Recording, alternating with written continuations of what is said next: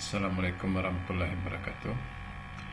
Pada video kali ini saya akan memberikan tutorial bagaimana menginput data kepada SPSS. Saya kali ini menggunakan angket atau kuesioner sebagai instrumen penelitian untuk dimasukkan atau di entry ke dalam SPSS. Kita pertama kita buka dulu program SPSS ya, yang ada di laptop masing-masing atau di komputer masing-masing. Kita buka ya, versi SPSS sekarang ini mungkin pada versi ke-26 ya, saya masih menggunakan versi ke-20. Sama saja sebenarnya, tetapi ada fitur-fitur pengolahan data yang lebih spesifik ditambahkan pada yang baru. Ini data tampilan SPSS. Pada awal kita membuka SPSS, untuk sementara ini kita close saja, tutup. Selanjutnya kita lihat di sini, ini datanya masih kosong. Sementara itu kita punya kuesioner. Saya contohkan, misalnya kuesioner adalah ini. Ini kuesionernya akan saya input ya, saya entry ke SPSS. Kuesioner kepuasan mahasiswa terhadap mutu dan efektivitas pelayanan akademik mahasiswa terhadap terhadap pelayanan ya. Selanjutnya ini jawabannya ya, jawaban respon yang mereka harus isi di sini. Ini sebagai contoh saja. Sebagai contoh, ini ada beberapa aspek dalam pembuatan kuesioner.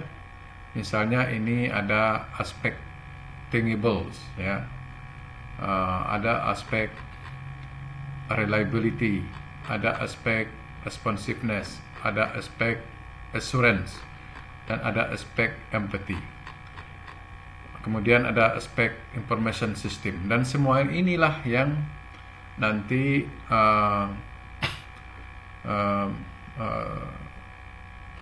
pemirsa sekalian ya, yang melihat video ini yang perlu dibuat di dalam kuesioner. Jadi kuesioner itu ada bagian-bagiannya, aspek-aspeknya yang nantinya ini akan menjadi sub variabel dari penelitian kuantitatif itu. Nah, sekarang kita anggaplah kita sudah mengumpulkan data, sudah mengedarkan, mendistribusikan kuesioner ini, dan sudah memperoleh data dan jawabannya. Baik, ini saya jadikan separuh screen saya supaya bisa dilihat ya. Angketnya saya buat separuh screen. Kemudian SPSS-nya, tampilan SPSS-nya juga saya buat separuh seperti ini ya. Pertama kita membuat template ya, atau variabel. Kalau di sini variabel, ini variabel atau template untuk tempat kita mengisikan data. Kita pertama ke variable view. Kemudian name ini adalah nama variabelnya. Apa? Di sini ada prodi, jurusan, dan fakultas. Di sini kita umpamakanlah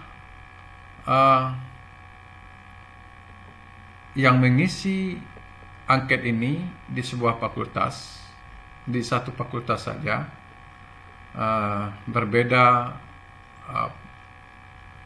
prodi misalnya nanti ya. Tapi sebelum itu kita boleh menambahkan, ini kan kuesioner ini kita bagikan misalnya ke 100 orang responden. Kemudian sudah kembali semua, kita boleh membuatkan nomor responden di sini, kode atau kode responden.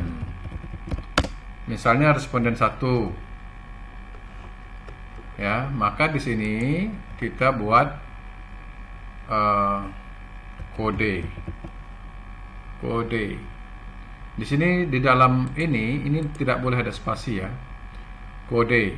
Kemudian sudah itu kita buat lagi.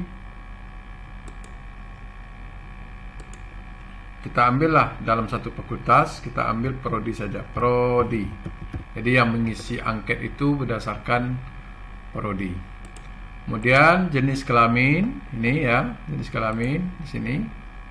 Ini itu kita buat JK. Ingat, di kolom ini tidak boleh ada spasi. Kalau mau membuat nama lengkapnya, misalnya ini JK, jenis kelamin itu di sini di label jenis kelamin. Kalau membuat, kalau tidak mau membuat, kalau tidak buat pun tidak masalah sebenarnya. Oke.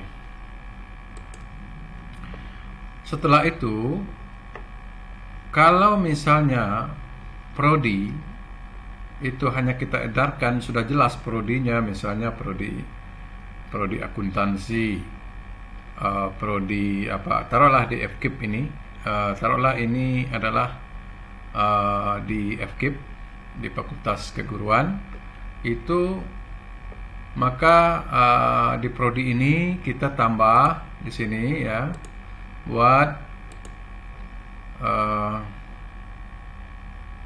values-nya, biar responden nanti bisa memilih prodinya, prodi apa saja. Satu, misalnya prodi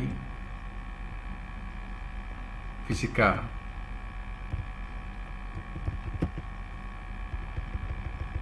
pendidikan ya, pendidikan fisika, biar nanti responden bisa memilih, bukan responden, biar nanti kita bisa memasukkan sesuai dengan data responden. Kedua, ya, kebetulan instrumen yang saya gunakan dia tidak memberikan pilihan. Jadi responden yang menjawab prodi, menjawab data prodi, dia harus menulis tangan, tidak berupa pilihan. Nah, kita bisa nanti membuat kuesioner itu berupa pilihan prodi. Nah, untuk menginput data ke SPSS, kita tinggal melihat dia prodi apa. Oke, di sini prodi biologi, pendidikan biologi.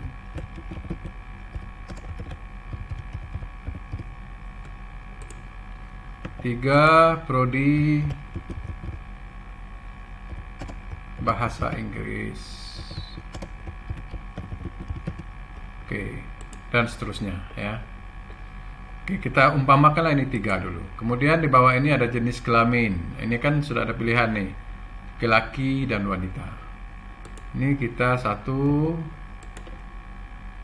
laki-laki, 2 wanita. Oke. Nah, selanjutnya kita lihat di sini jawaban dari kuesioner ini, mulai dari tidak memuaskan, kurang memuaskan, cukup memuaskan, memuaskan, sangat memuaskan. Masing-masing diberi value. Kalau kita lihat di SPSS ini value, kalau tidak memuaskan 1, 2 kurang memuaskan, 3 cukup memuaskan, 4 memuaskan, dan 5 sangat memuaskan. Nah, kemudian di sini kita buat lagi. Ya, kalau masih ada profil responden untuk dimasukkan, maka masukkan semua di sini. Ya, boleh ditambahkan misalnya apa? Kalau di angket ini masih ada nggak tadi? Alamat tidak perlu dimasukkan. Kalau memasukkan yang lain boleh, misalkan kalau respondennya ini adalah mahasiswa, maka misalnya semester berapa, kalau ada di dalam kuesionernya tinggal tambahkan saja semester berapa, misalnya kan 1 semester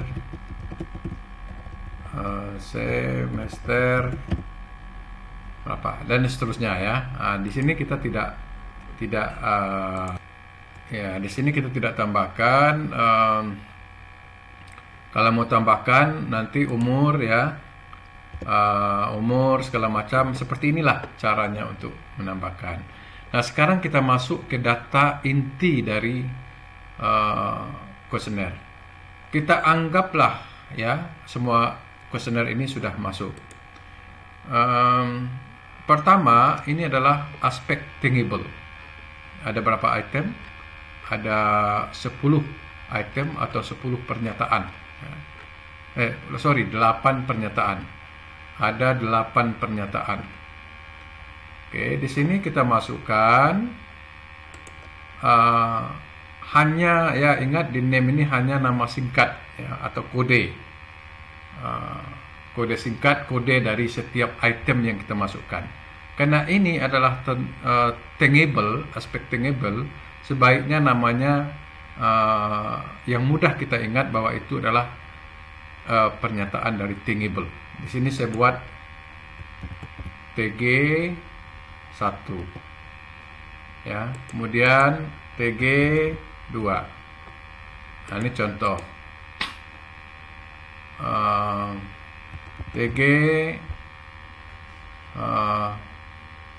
3, TG 4, TG 5, TG 6, TG 7, TG 8. Ya, ada 8. Ini contoh bagian thinkable. Kalau mau memasukkan pernyataan lengkapnya bisa tinggal di copy aja ke sini. Copy.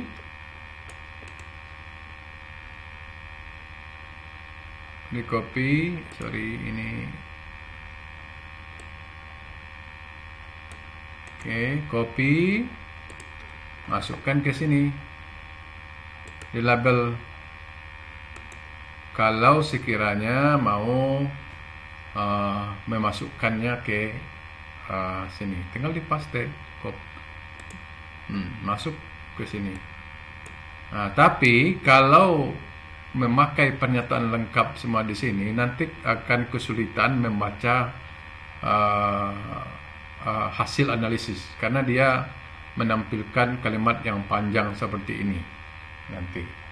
Oke, bagusnya seperti kode nomor seperti di kolom ini saja ya, di kolom ini.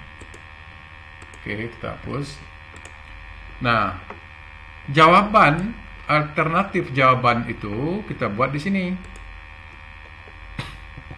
1, tidak memuaskan. 2, kurang memuaskan. 3, cukup memuaskan. 4, memuaskan. 5, sangat memuaskan.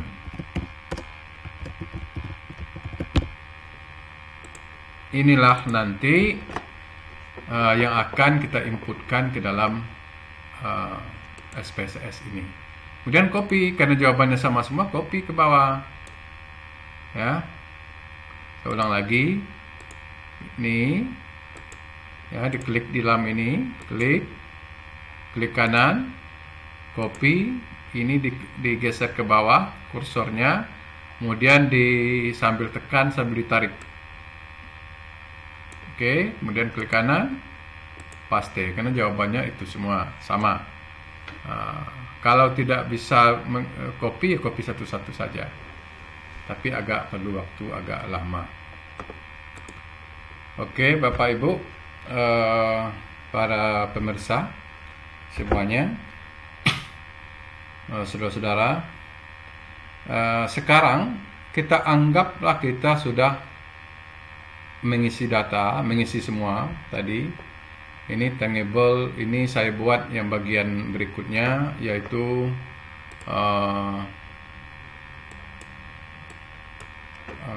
bagian berikutnya, aspek berikutnya adalah aspek reliability. Saya buatkan di situ B1 sampai B9, biar gampang begitu maksudnya. Tergantung pada Bapak Ibu bagaimana mau membuat kode, bisa A, bisa B, bisa singkatan dari aspek. Responsiveness adalah C1 dan seterusnya sampai C6, dan begitu proses pembuatan dari template untuk input data. Oke. Sekarang kita akan mencoba menginput data ke SPSS, ya. Kita ke file yang tadi,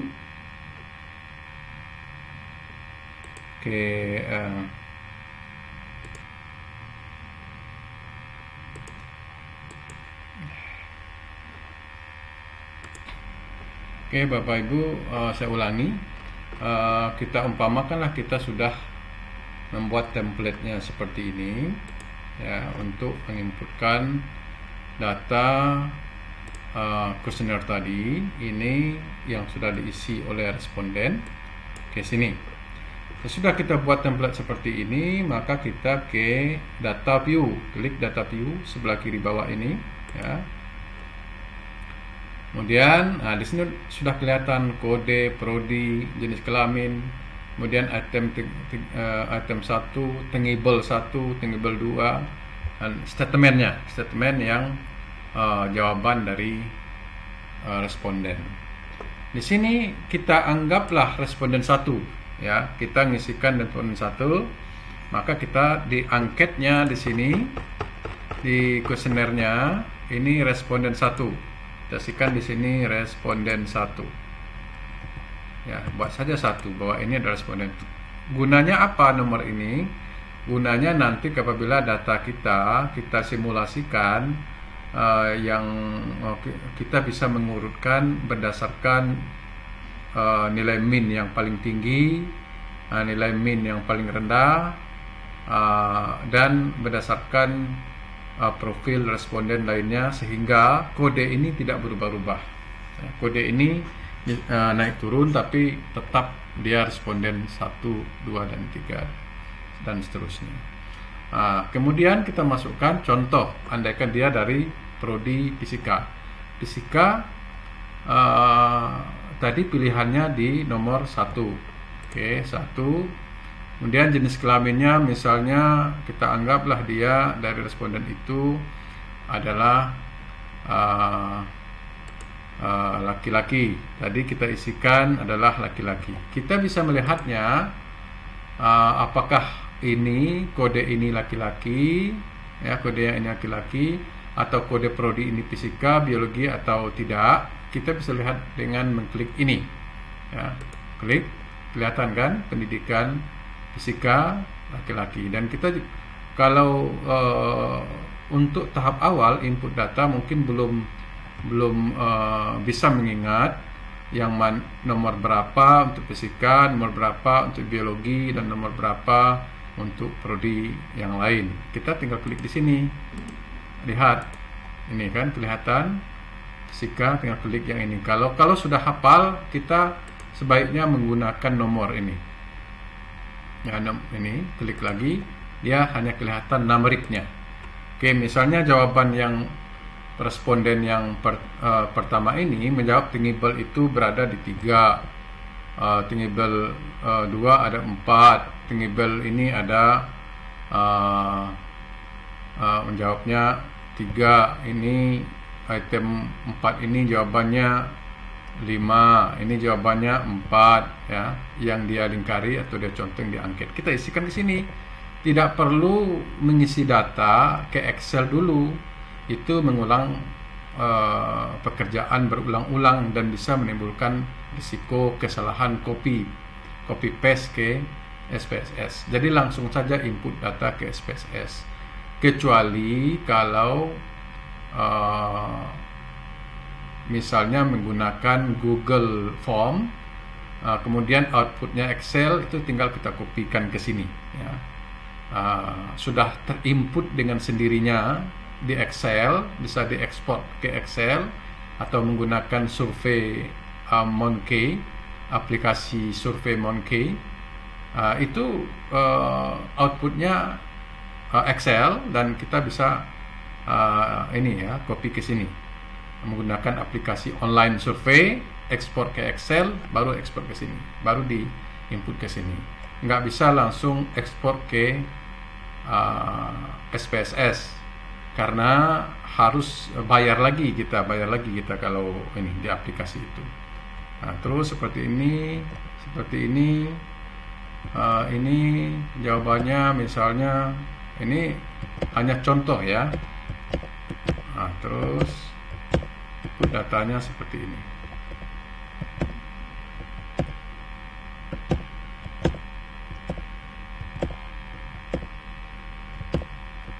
Sampai habis.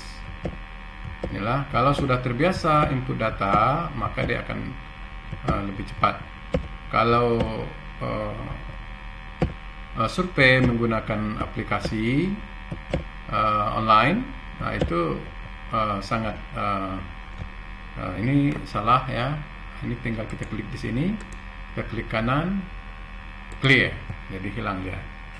Oke, selanjutnya kita anggaplah sudah mengisi semuanya ya, sudah mengisinya responden 1 sampai responden ke 30.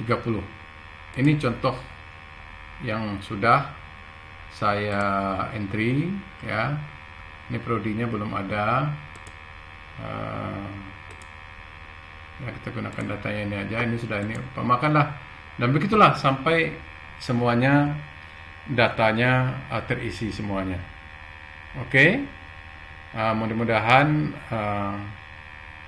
cara entry data ke SPSS untuk pemula penggunaan aplikasi SPSS ini bisa dipahami. Selanjutnya nanti di video berikutnya saya akan membuat descriptive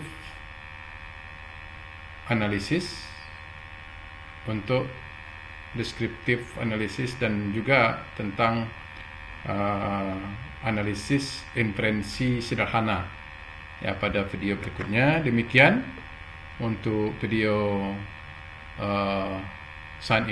kali ini. Terima kasih, semoga bermanfaat. Wassalamualaikum warahmatullahi wabarakatuh.